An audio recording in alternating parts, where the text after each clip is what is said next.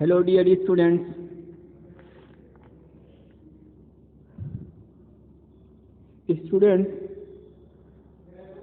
पिछली वीडियो के अंदर आप लोग स्ट्रॉन्ग एसिड और वीक एसिड और साथ में टाइप्स ऑफ एसिड को स्टडी किए थे और हमने कहा था कि प्रॉपर्टीज ऑफ एसिड पूरी तरह से फिनिश्ड हो गया था, कंप्लीट हो गया था। ठीक है, तो प्रॉपर्टीज ऑफ एसिड के बाद जो हमारा नेक्स्ट टॉपिक है वो है जनरल प्रॉपर्टीज ऑफ बेसिस। की प्रॉपर्टीज ऑफ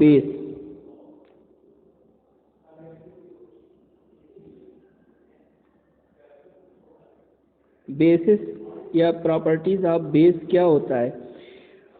आप लोग पढ़े हैं कि कोई भी सब्सटेंस जब एक्वस सॉल्यूशन के अंदर OH आयन देता है, कोई भी सब्सटेंस जब एक्वस सॉल्यूशन में OH आयन देता है ना, OH आयन इन एक्वस को शॉर्ट में कैसे रिप्रेजेंट किया जाता है? आप पढ़े हैं ना, AQ से। OH आयन OH के ऊपर निगेटिव होता है ना, हाँ, तो OH आयन जब एक्वस सॉल्यूशन में देता है तो उसको क्या कहा जाता है कि ये कैसा है? ये बेस है। ठीक है, एक तो प्रॉपर्टी, सबसे इम्पॉर्टेंट प्रॉपर्टी किसी भी बेस को पहचानने के लिए वो यही होती है कि वो एक्वस सॉल्यूशन में OH आयन रिलीज करता है। ठीक है, और इसके अलावा आप जो इम्पॉर्टेंट प्रॉपर्टीज ऑफ बेसिस हैं, जैसे कि base are the substance which have bitter in taste. Base जो होता है उसका स्वाद कड़वा होता है। और उसके बाद आपने पढ़ा है कि bases change the colour of red litmus to blue.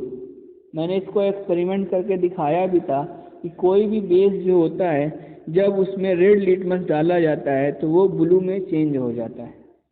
जैसे उस दिन NaOH के अंदर हमने रेड लिटमस डिप किया था तो वो ब्लू में क्या हो गया था? चेंज हो गया था। ठीक है, इसी तरह से बेस जो होता है वो मेटल से रिएक्ट करता है तो हाइड्रोजन गैस और साल्ट बनाता है। कोई भी बेस जब मेटल से रिएक्शन शो करता है तो हाइड्रोजन गैस और साल्ट बनाता है। इसका एग्जाम्पल भी आप देख सकते हैं कि जैसे हम एक बेस ले रहे हैं 2NaOH, ठीक है, और इसका हम रिएक्शन करा रहे हैं किसके साथ? Zn के साथ, जिंक के साथ जब रिएक्शन कराते हैं तो हमको क्या बनता है? हमने कहा कि हाइड्रोजन गैस इसमें से निकल जाती है। ठीक है, तो यहाँ पर सबसे पहले हाइड्रोजन गैस आप क्या करिए, प्लस करके H2 ये निकाल दीजिए। ठीक, अब उसके बाद जो बचा है उसको आप ऐड कर दीजिए। कह रहे हैं कि साल्ट बनता है, तो साल्ट बनता है तो इसमें देखिए जो मेटल होगा, जो पॉजिटिव होगा वो सबसे पहले लिखा जाएगा और उसके बाद दूसरा पार्ट लिखे जाएंगे। तो H2 निकल गया यहाँ पर। अब इसके बाद बचा Na और Zn यहाँ पर, और यहाँ पर O बचा है।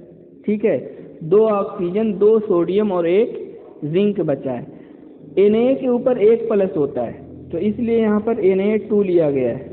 जब भी ऑक्सीजन के साथ सोडियम लिया जाता है तो वो 2 लिया जाता है, तो Na2। और उसके बाद क्या है? जिंक है।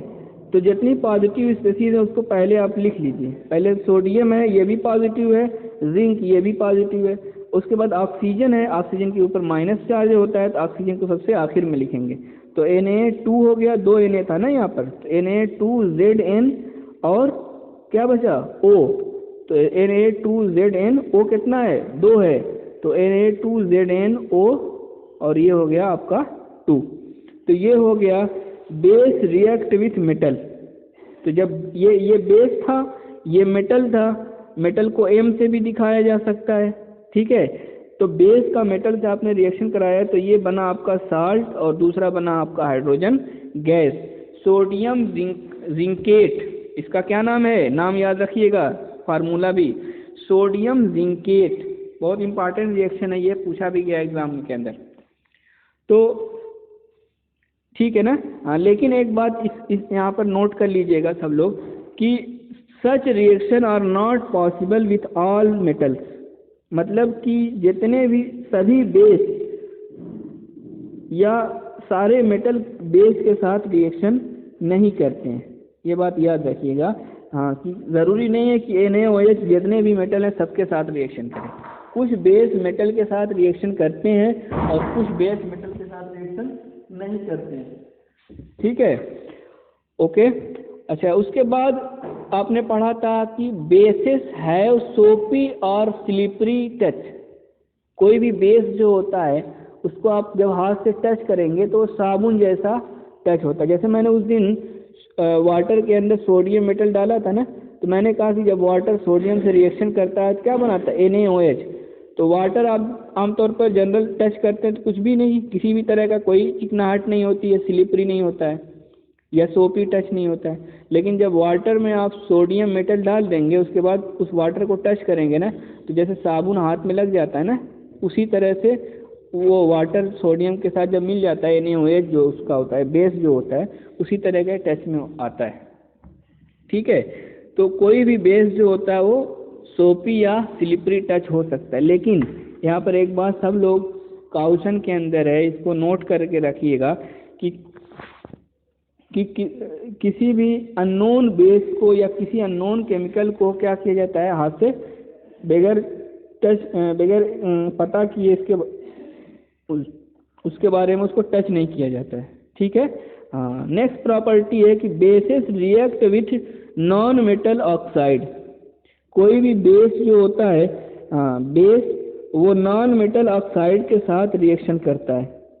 बेस और non metal oxide, non metal क्या होता है, कार्बन हो गया, ठीक है।